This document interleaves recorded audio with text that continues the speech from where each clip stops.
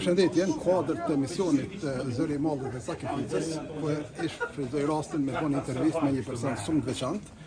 Është Amira Nuraj nga Sanxhaku, e cila është në vizit në Suedi dhe patë knatësinë dhe do të kem një intervistë të shkurtër për shkak të kohës së saj, besoj që do të jetë shumë interesante, por aq edhe e rëndësishme për të gjithë shqiptarët që dëshirojnë. Amira, faleminderit.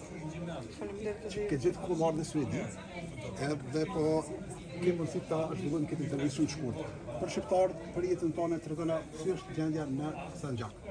Gjendja në Sanxhak para 13 vite ka qenë tepër e vështirë, sepse s'kena pas kurfar drejta.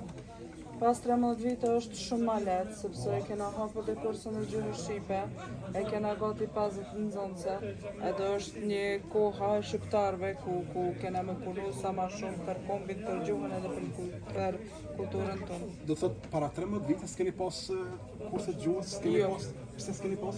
Nuk kena pas sepse s'kena pas njerëz me na mësu gjuhën shqipe. Sa është e vështirë, thash, domethënë, sa respektoni jetën e shqiptar, a e keni vështirë me jetu ato? Po normal si kombi shqiptar në përgjithësi që gjithë ka qenë në shtypën edhe gjenetizuar nga ana e shtetit të Serbisë, normal që e kena shumë vështirë. Po kena me dalë, shpresoj në emër të Zotit edhe më fort. A ka shqiptar shumë?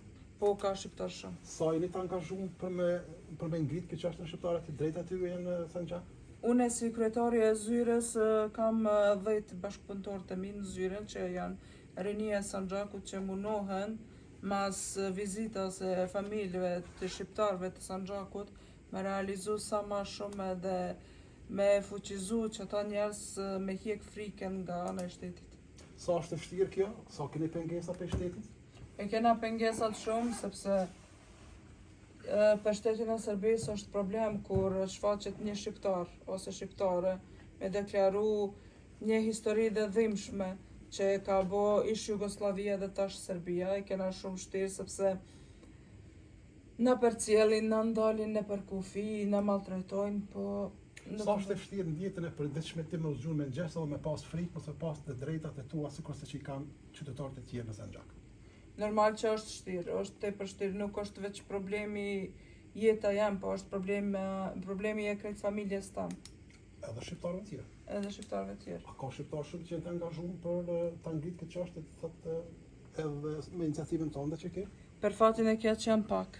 Janë pak. Janë pak sepse kanë frikën nga ana e shtetit, ka frikën nga ndalimin e punës, sepse shteti i Serbisë tash nuk e realizon një projekt me myt një shqiptar, po e realizon shumë mënyra tjera, për shembull e hjekin pi pune, e lanë pa buke, e marrin shtëpijat, e arrestojnë, e maltretojnë. E kam përjetuar në moshën tem, sa isha i vogël të thotë edhe deri në vitin 99, prandaj më marr me mend shumë edhe për përjetoj këtë shpjegim që e thotë, edhe po e marr parasysh se po e ndjej pak se si mund t'i ndjesh në një shtet kur të mohohet drejta jote.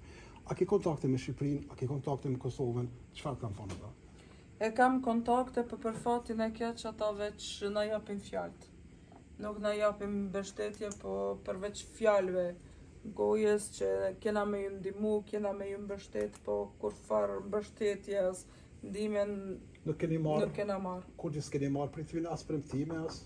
Kena marrë veç do bursat për studentat e Sanxhakut, edhe kena marrë doçantat për nxënësat e shkollave shqiptare. Shkollë, mësoni atje gjuhën shqipe tani? Jo, na e kena veç kursën e gjuhës shqipe, po në shkollat janë gjuha serbe. A është e vështirë? A keni frikë me fol jashtë shkollës, jashtë shtëpisë shqipe për shembull? Kena pas frikën më herët, po tash nuk e kena, tash haptazi flasim gjuhën shqipe në rrugë, veç për me ja kallëzu që shqiptarët të Sanxhakut janë gjallë. Edhe ti e ke plan me vazhdim aktivitetin tënd derisa të realizohen dëshirat edhe nevojat të shqiptarëve atje? Po. A do të kërkosh ndihmë nga Shqipëria e Kosova çdo herë apo thjesht je dorëzuar edhe tani nuk pret nga ata diçka? Drejt me ju kallëzu jam dorëzu. Jam dorëzu nga ana e shtetave të tona, që nuk kam mo kurfar shpresë që ka me na ndihmu, po që ashtu kena me punu sa të kena ymrin mbi Zotit për kombin shqiptar dhe për gjuhën shqipe, për kulturën tonë. Për fund, çka kishe të thonë këtë shqiptarëve ku dëshirojnë? Kërë shqiptarëve kisha thënë që na ndihmojnë, se na përveç mergatës nuk kena kur farë ndimin tjetër. Faleminderit shumë. Faleminderit Uroj të suksese, dyve. shëndet edhe uroj që sa më shpejt që ju të fitoni të drejtat e juaja, sikurse çdo popull tjetër dhe çdo nacionalitet tjetër që jeton në Sanxhak. Pra, kjo ishte intervista e shkurtë me Amina Nuraj, e ndjeva këtë intervistë, shpresoj që shqiptarët do t'i ndajnë përkraje dhe do të përkrajnë iniciativën e saj, sepse të gjithë kemi qenë në një situatë të tillë dikur, fatmirësisht sot nuk jemi. Mirëmbëjtje ku do qeni.